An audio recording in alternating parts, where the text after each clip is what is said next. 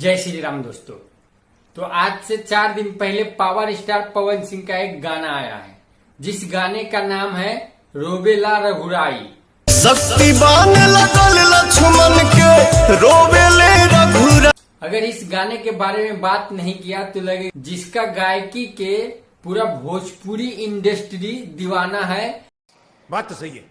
पवन सिंह जब भक्ति गाना गाते हैं तो उनका कोई तोड़ नहीं रहता है। राजा के हम कहब अवध में पूछी है तीनों। पवन सिंह को तो सब भक्ति से ही जानता है कि भोजपुरी इंडस्ट्री में नवरात्रा हो या रामनवमी, जिसपे पवन सिंह का गाना बजता ही है, जैसे कि ए वाला गाना के नाम का झंडा लहरा है। और एक नया गाना आया है, मतलब आप सुबह शाम किसी टाइम सुन सकते हैं। मतलब लगता है कि पवन सिंह इस गाने में कलेजा निकाल के रख दिए। के छोटका भाई अखिया, मतलब क्या गाना है, अगर सुन के एकदम रोंगटे खड़े हो जाएंगे गाना आप सुनिएगा तो। के छोटका भाई अखिया खोला बाबुआ। सही में पवन सिंह बोला है कि भोजपुरी में उनसे आगे निकलने के लिए ना 7 जन्म लेना पड़ेगा।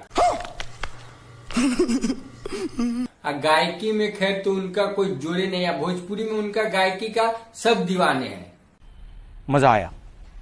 कि रामायण का एक छोटा सा पाठ का वर्णन किए हैं, जो शक्तिवान लगल लक्ष्मण के रोबेले रघुराई। कि रामायण में लक्ष्मण जी को शक्तिवान लगता है, उसी सीन को इस गाने के माध्यम से वर्णन किए हैं।